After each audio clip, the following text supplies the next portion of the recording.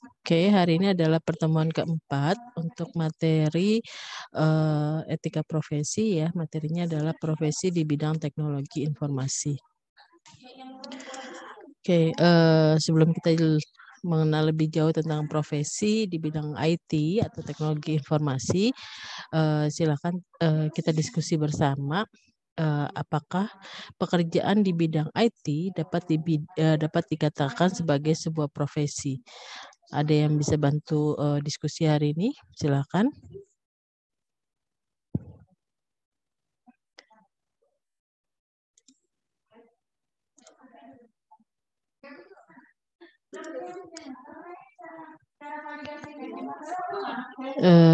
Siapa nih? Rifardi, ada Rifardi.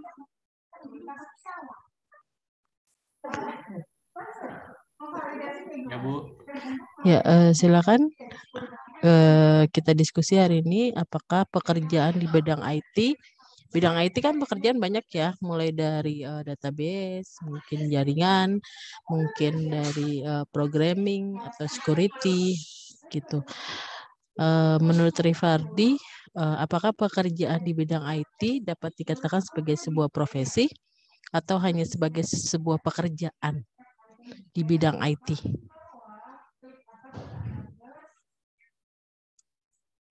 Menurut saya itu profesi sih, Bu. Kenapa? Silakan.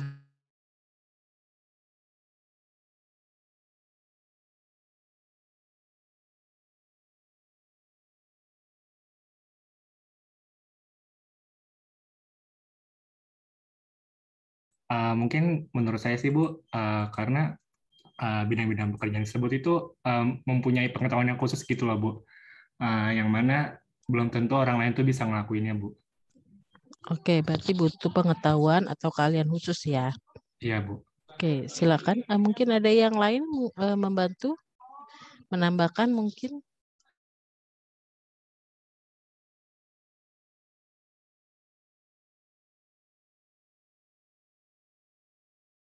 Ibu, saya deh, Bu. Boleh silakan.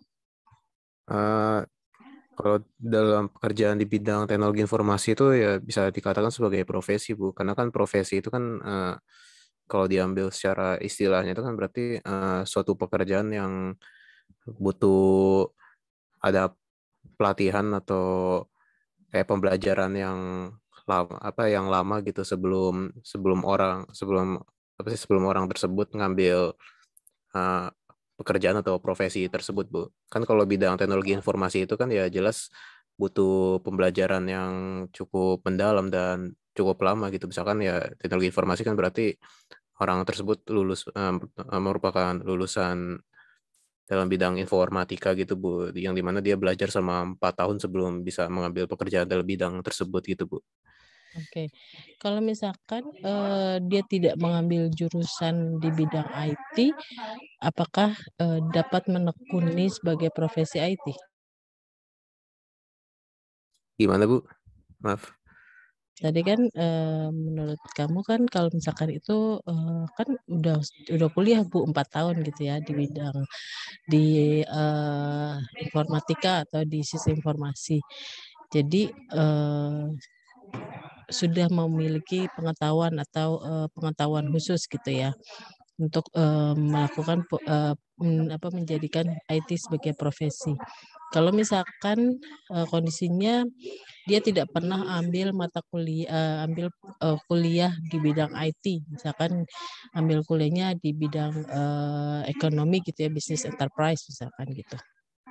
Tapi pekerjaannya atau pekerjaan dia itu menjadikan suatu profesi di bidang IT, itu bisa nggak? Saya sih masih tetap dengan pernyataan saya yang sebelumnya sih, Bu.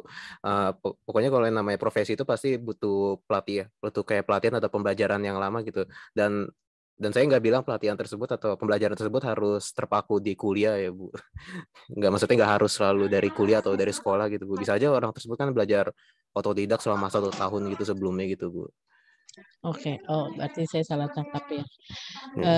Ya tadi memang yang benar kamu bilang kalau profesi itu adalah kita bisa menyatakan dia sebagai profesi jika bidang pekerjaan itu membutuhkan keahlian khusus, keahlian tersendiri gitu ya. Nah, siapa saja siapa saja kan bisa melakukan pekerjaan. Namun profesi yang mereka geluti gitu ya harus berdasarkan keahlian, punya keahlian. Keahlian didapat dari mana? Dari keterampilan khusus atau belajar, misalkan melalui program sertifikasi. Misalkan gini, saya tertarik di bidang jaringan, tapi saya sekarang ambil kuliahnya di sistem informasi. Memang sama-sama di lingkup komputer gitu ya, tapi kalau dari sisi penjurusan kan berbeda ya, karena kalau dari sisi sistem informasi itu lebih ke analis, ke perancangan basis data gitu, atau misalkan ke programmer gitu kan ya. Tapi kalau misalkan saya lebih tertarik kepada bidang jaringan gitu. Nah, saya bisa melakoni profesi sebagai networking administrator jika saya mengambil program khusus untuk meng-create network administrator, misalkan melalui sertifikasi Cisco. Nah, sertifikasi Cisco itu kan ada proses pembelajarannya. Proses pembelajarannya selama 4 semester. 4 semester itu nanti ada ujiannya. Tiap level itu ada ujiannya sampai akhirnya mendapatkan suatu predikat gitu ya, misalkan suatu ijazah atau sertifikat internasional sebagai Cisco administrator misalkan gitu. Dan pekerjaan di bidang jaringan komputer itu levelnya berbeda-beda, mulai dari basic network gitu ya sampai dengan advanced network. Nah, itu kan berarti ada proses mencari pengetahuan, mencari keahlian agar bisa menekuni profesi di bidang networking, walaupun misalkan background-nya adalah sistem informasi, misalkan seperti itu. Jadi nanti ketika kita memiliki latar belakang pendidikan seperti itu, maka kita bisa dipercaya sebagai seseorang yang bisa menekuni profesi IT di bidang networking administrator, seperti itu ya. Nah, untuk menjadikan pekerjaan itu suatu profesi, biasanya ada kualifikasi yang dibutuhkan. Contohnya tadi, kalau misalkan saya memegang proyek networking. Nah, kualifikasi yang dibutuhkan untuk melakukan desain topologi dari jaringan, nah itu harus memiliki kualifikasi tertentu tadi. Gitu. Nah, biasanya ketika kita memiliki sertifikasi gitu ya internasional, nah itu kan kita menjadikan seseorang yang memiliki profesi dengan besaran penghasilan ya yang melebihi dari pekerjaan biasanya, bukan sebagai profesi gitu.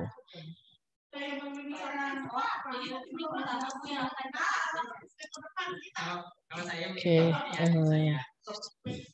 Nah, secara umum gitu ya, pekerjaan di bidang IT terbagi menjadi 3. Itu kelompok pertama bergelut di bidang software atau perangkat lunak, baik sebagai sistem operasi, database, analis, perancang sistem gitu ya, atau sistem aplikasi. Terus yang kedua adalah sistem analis, orang yang bertugas menganalisis sistem yang diimplementasikan, mulai dari analisis sistem yang ada, analisis sistem kondisi yang saat ini, bagaimana kelebihan dan kekurangannya, studi kelayakan, sampai desain sistem yang akan dikembangkan. Metode yang digunakannya seperti apa untuk melakukan perancangan sistem, pengujian aplikasi, pengujian sistem informasinya seperti apa, apakah menggunakan black box atau white box testing gitu ya. Terus kemudian melakukan user acceptance test untuk menguji apakah aplikasi itu sesuai dengan requirement dari pengguna, seperti itu. Terus kemudian programmer. Nah, setelah analisis sistem dilakukan, nah nanti analisis ini akan bekerja sama dengan programmer. Jadi programmer itu adalah orang yang bertugas mengimplementasikan rancangan sistem analis, yaitu membuat program baik aplikasi maupun sistem operasi sesuai dengan hasil analisis yang tadi dilakukan. Jadi sesuai dengan requirement user yang diinginkan terhadap aplikasi, terhadap sistem. Kemudian ada web designer, orang yang melakukan perencanaan, studi kelayakan, analisis, dan desain terhadap suatu proyek, baik proyek yang berbasis web maupun yang nanti bisa diakses secara mobile juga, gitu ya. Jadi buat web programmer ini orang yang bertugas mengimplementasikan rancangan web designer. Jadi kalau web designer itu hanya layoutnya seperti apa. Web programmer ini adalah membuat program berbasis web sesuai dengan desain yang telah dirancang sebelumnya oleh web designer. Nah, kelompok kedua adalah tadi kan kelompok pertama bergelut di bidang software ya. Nah, kelompok kedua adalah bergelut di bidang hardware. Nah, pada tahap ini ada technical engineering atau teknisi, orang yang berkecimpung dalam bidang teknik, baik pemeliharaan maupun perbaikan sistem komputer. Jadi inilah orang yang bertanggung jawab terhadap jalannya sistem yang terkait dengan perangkat sistem komputer yang digunakan.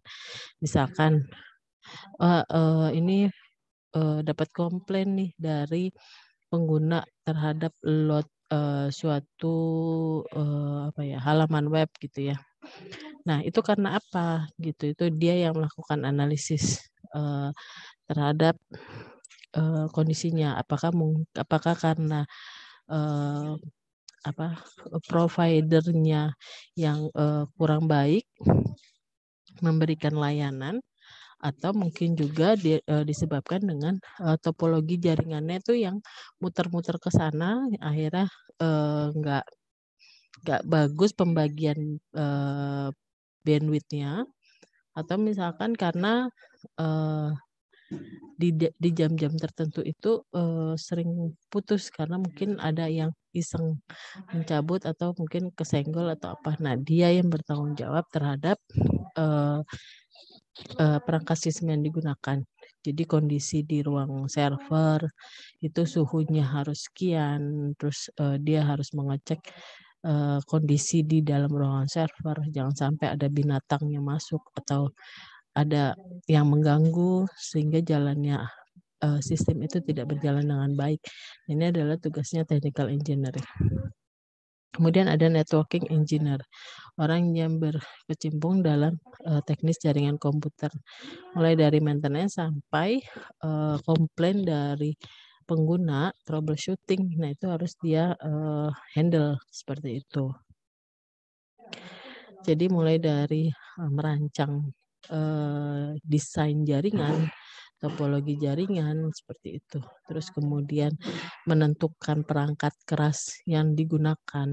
Apakah mau menggunakan satu set misalkan Cisco atau menggunakan yang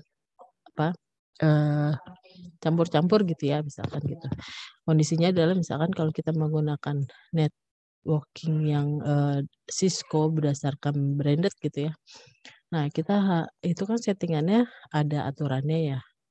Nah, berarti kan harus punya orang yang memiliki keahlian terhadap networking engineer seperti itu. Jadi ketika kalian mau memilih sertifikasi, nanti kan kalian harus memilih nih antara berdasarkan brand tertentu atau memang tanpa brand lah istilahnya ya. Misalkan kalau kalian mau ambil sertifikasi database. Nah, sertifikasi database itu apakah langsung tertuju ke brand tertentu, misalkan Oracle, atau kalian mau ambil sertifikasi database administrator, apapun tools yang digunakan itu ya. Jadi itu adalah proses pemilihan dari sertifikasi. Nah, kelompok yang ketiga adalah yang berkecimpung dalam operasional sistem informasi. Ini ada EDP. Nah, EDP ini adalah orang yang bertugas mengoperasikan program-program yang berhubungan dengan electronic data processing dalam lingkungan sebuah perusahaan atau organisasi lainnya. Kemudian ada sistem administrator, bertanggung jawab terhadap administrasi terhadap sistem, melakukan pemeliharaan sistem, melakukan kewenangan mengatur hak akses terhadap sistem, serta hal-hal yang berhubungan dengan pengaturan operasional sebuah sistem. Jadi misalkan sistem administrator ini memberikan hak akses kepada orang-orang tertentu, itu diberikan diberikan hak akses grant gitu ya. Tapi ketika orang tertentu itu sudah tidak bekerja lagi di dalam suatu organisasi, maka hak aksesnya itu akan dicabut oleh sistem administrator. Nah, itu harus di revoke gitu ya. Jadi kalau grant itu adalah memberikan hak akses. Nah, kalau revoke berarti mencabut hak akses. Nah, sistem administrator juga menentukan pengguna ini pengguna level mana nih. Kalau misalkan levelnya end user, berarti mereka menggunakan fitur-fitur yang berhubungan dengan end user seperti itu. Terus kemudian yang selanjutnya adalah MIS Director. Ini adalah orang yang berwenang paling tinggi terhadap sebuah sistem informasi. Melakukan manajemen terhadap sistem, baik keseluruhan perangkat keras, perangkat lunak, maupun SDM-nya. Nah, untuk mengatakan apakah suatu pekerjaan termasuk profesi atau bukan, maka kriterianya itu harus diuji. Misalkan sebagai staf operator komputer, dia kan hanya mengoperasikan ya, kayak misalkan di minimarket itu kan ada bagian kasir, bagian pembayaran gitu ya, dia kan hanya operator komputer. Nah, ini tidak bisa dimasuk ke dalam kategori profesi, tapi dia adalah suatu pekerjaan. Kenapa? Karena dia tidak membutuhkan latar belakang pendidikan, pengetahuan, atau pengalaman tertentu yang lebih gitu ya dibandingkan dengan jadi kalau misalkan kalau pekerjaan itu kan pengetahuannya dasar ya, mereka diberikan pengetahuan bagaimana cara mengoperasikannya sistem informasi atau aplikasi tersebut, tapi dia tidak memiliki pengetahuan bagaimana jika ada masalah di bagian database-nya. Nah, untuk menyelesaikan di bagian database-nya itu harus ada profesi yang menanganinya. Seperti itu. Sampai sini paham ya? Nah, selanjutnya adalah software engineer. Ini adalah sebuah profesi karena seorang software engineer berarti harus memiliki pengetahuan di bidang software engineer gitu ya. Maksudnya mereka harus tahu gimana nih tahapan-tahapan dalam melakukan menganalisis sistem, membuat sistem gitu ya sampai sistem itu jadi. Nah, itu adalah seorang software engineer. Ada dua karakteristik yang dimiliki oleh software engineer, yaitu kompetensi. Jadi seseorang yang memiliki profesi itu harus menuntut profesional software engineer ini untuk memperdalam. Jadi selalu memperbaharui pengetahuan, melakukan diskusi-diskusi dengan rekan profesinya, misalkan tergabung dalam grup komunitas khusus software engineer, misalkan seperti itu, atau memiliki mengupdate gitu ya, kayak misalkan tadi kalau di jaringan mulai dari basic, middle sampai dengan advance yang berhubungan dengan jaringan. Sama software engineer gitu juga. Karena kan penggunaan software di tahun 80-an misalkan atau 90-an itu kan basisnya adalah desktop ya. Misalkan Fox Pro, itu kan berbasis desktop untuk aplikasinya. Terus koneksi ke database-nya, misalkan seperti itu. Tapi kalau di tahun ini kan software yang digunakan itu tidak lagi berbasis desktop, tapi berbasis web dan mobile gitu ya. Segala sesuatu itu ada di dalam genggaman seperti itulah. Nah, yang karakteristik kedua yang harus dimiliki oleh software engineer atau apapun profesinya ya, yaitu kesadaran untuk membebankan hasil pekerjaannya adalah tanggung jawab pribadi. Jadi kalau misalkan diberikan suatu pekerjaan, mereka langsung tahu nih, oh ini tanggung jawab saya nih, saya harus menyelesaikan masalah ini gitu.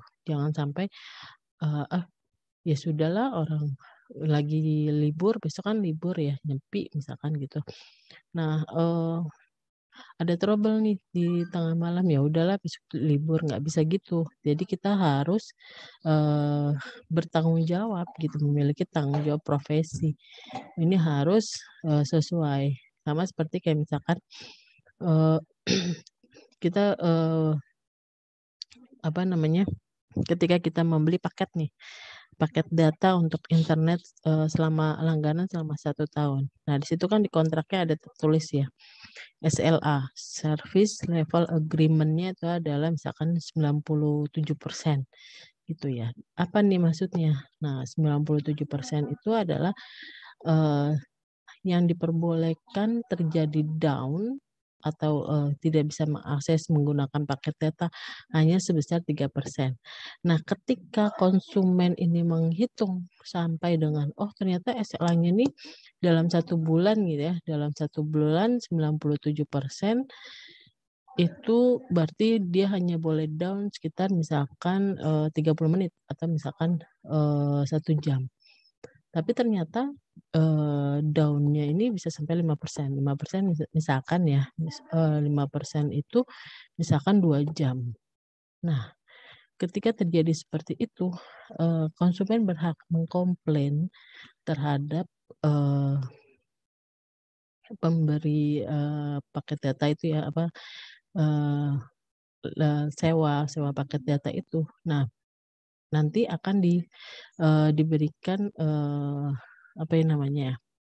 komitmen dari perusahaan untuk mengganti biaya dari SLA yang tidak terpenuhi itu, Service Level Agreement. Nah, jadi ketika itu terjadi, nggak boleh terjadi down melebihi dari perjanjian yang diberikan gitu ya. Jadi itu adalah tanggung jawab dari misalkan software engineer untuk memastikan bahwa aplikasi itu bisa diakses selama 24 jam misalkan. Kalaupun terjadi down itu terjadi di malam hari. Jadi tidak ada orang yang mengakses. Seperti itu.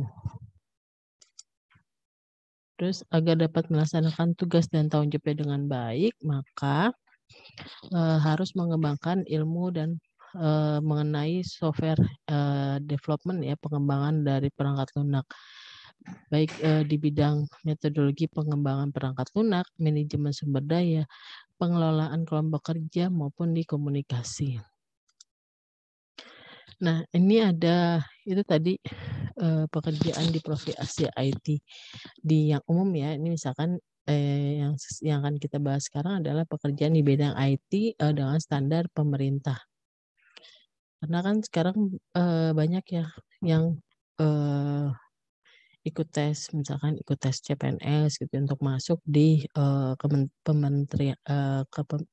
pemerintahan gitu ya. Nah, di pemerintahan kan juga ada departemen-departemen yang membutuhkan IT gitu ya. Jadi mengingat pentingnya teknologi informasi bagi pembangunan bangsa, maka pemerintah ini memberikan suatu standar pekerjaan atau profesi di bidang IT bagi karyawannya gitu ya, bagi pegawai negeri sipil. Klasifikasi di bidang IT ini sejak tahun 1992.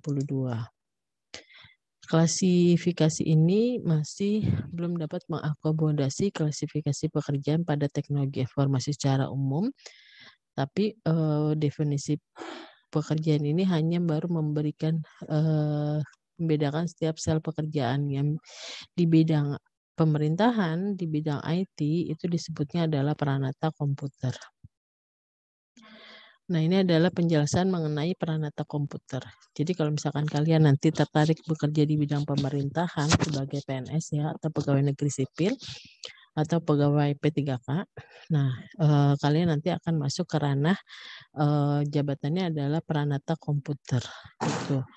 Jadi pengangkatan pejabat peranata komputer ini ditetapkan oleh Menteri, Jaksa Agung, pimpinan kesekretariatan lembaga tertinggi atau tinggi negara, pimpinan lembaga pemerintahan non departemen, dan gubernur, kepala daerah tingkat 1.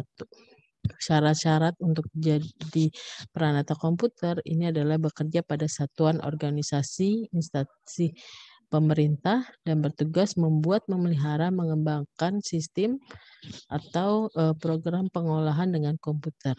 Berijazah minimal adalah S1 atau D3 yang sederajat, memiliki pendidikan atau latihan di bidang komputer dan pengalaman melakukan kegiatan di bidang komputer, memiliki pengetahuan atau pengalaman dalam bidang tertentu yang berhubungan dengan bidang komputer. Setiap unsur penilaian pelaksanaan pekerjaan sekurang-kurangnya bernilai baik. Nah, ini adalah golongan di peranata komputer. Mulai dari 2B, nah kalau golongan 2 ini biasanya adalah D3. Mulai dari asisten peranata komputer madya, kemudian muda, terus kemudian ajun peranata komputer madya ini adalah mulai dari S1.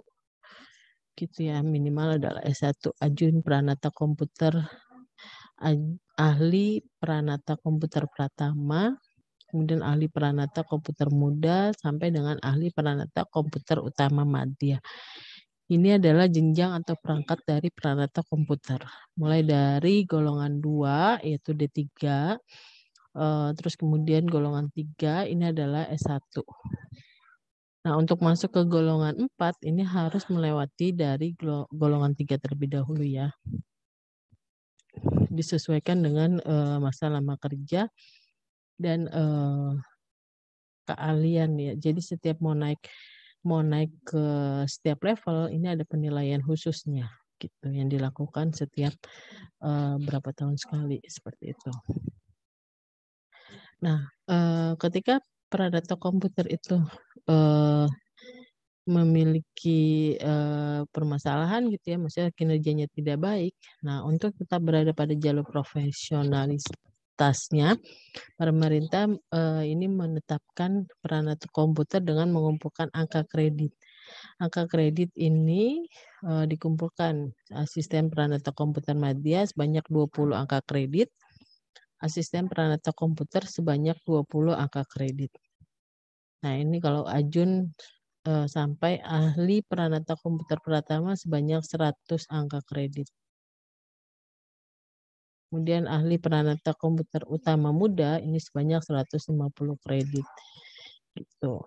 Pejabat peranata komputer ini dapat diberhentikan dari jabatannya jika pejabat peranata komputer yang telah dibebaskan sementara dari jabatannya tidak dapat mengumpulkan angka kredit dalam waktu 3 tahun setelah pembebasan sementara. Selain itu, peranata komputer juga dapat diberhentikan dari jabatannya jika dijatuhi hukuman disiplin pegawai negeri sipil berdasarkan peraturan pemerintah nomor 30 tahun 1980 dengan tingkat hukuman mulai dari disiplin berat, disiplin ringan, seperti itu ya. Jadi nanti tergantung dari tingkat hukumannya. Nah, standarisasi profesi IT menurut SEIRGPS Search atau Special Regional Interest Computer on Professional Standardization ini adalah jenis pengelompokan pekerjaan di bidang IT. Search ini adalah forum atau badan yang beranggotakan himpunan profesional IT yang terdiri dari 13 negara yang dibentuk pada tahun 1978 oleh 6 ikatan komputer dari negara-negara Asia ya, yang tetangga kita, misalkan Hong Kong, Indonesia, Malaysia, Filipina, Singapura, dan Thailand. Ini sudah dibuat standarisasinya. Dia memberikan model 2 dimensi yang mempertimbangkan jenis pekerjaan dan tingkat keahlian atau tingkat pengetahuan. Misalkan cross country, cross enterprise applicability, berarti job yang diidentifikasi harus relevan dengan kondisi region dan setiap negara pada region tersebut memiliki kesamaan pemahaman atas setiap fungsi pekerjaan. Kemudian function oriented bukan title oriented. Jadi klasifikasi pekerjaan berorientasi pada fungsi yang berarti gelar atau title yang diberikan dapat saja berbeda tapi fungsi dari pekerjaan tersebut adalah sama. Gitu ya. Terus kemudian certificable, jadi harus dapat diukur atau diuji. Salah satunya adalah dengan sertifikasi. Kalau sertifikasi kan setelah kita mengikuti pembelajaran sekian lama, kayak misalkan tadi ya Cisco certification itu kan pembelajarannya selama 1 tahun itu 4 semester. Nah, selama 4 semester itu ada proses pengujian di setiap semesternya. Nanti di akhir itu adalah pengujian untuk 4 semester yang sudah dilalui. Seperti itu. Nah, itu harus bisa diuji. Ketika diuji berhasil, maka dapat namanya adalah Cisco certification. Seperti itu. Terus kemudian applicable fungsi harus disetarakan pada mayoritas profesional IT pada region masing-masing. Nah, ini adalah model klasifikasi yang direkomendasikan.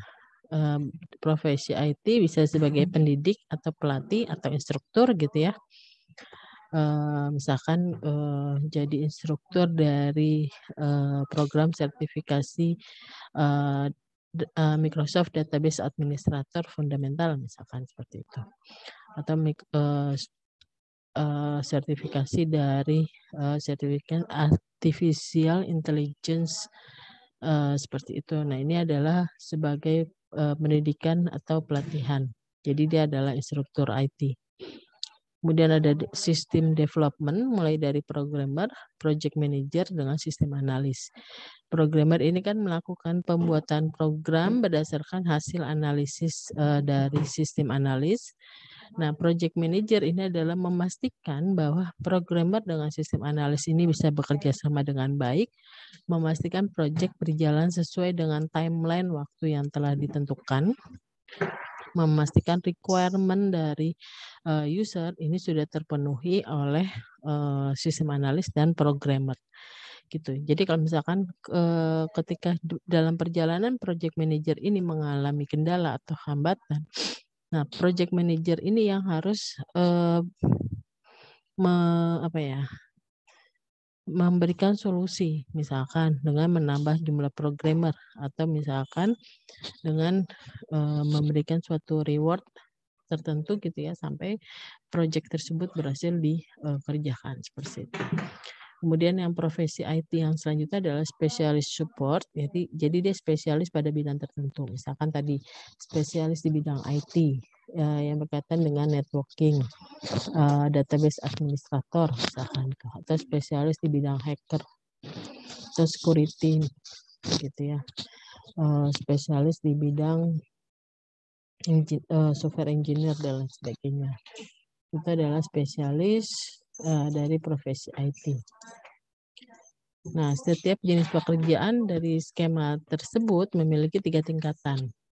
Supervise berarti dia tingkatannya awal, mulai dari fresh graduate gitu ya, baru datang 0 sampai 2 tahun pengalamannya. Dia berarti masih membutuhkan pengawasan, masih membutuhkan petunjuk pelaksanaan tugas dari moderately supervised gitu ya. Nah, kalau moderately supervised ini tugas kecil dapat dikerjakan oleh mereka, tapi tetap membutuhkan untuk bimbingan yang lebih besar. biasanya 3 sampai 5 tahun pengalaman. Nah, kalau misalkan tingkatannya yang independen atau mandiri gitu ya.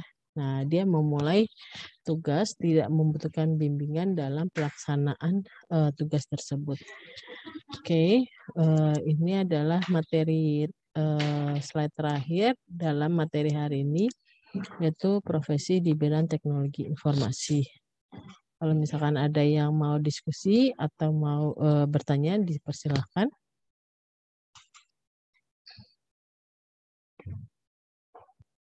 Ada yang kurang jelas?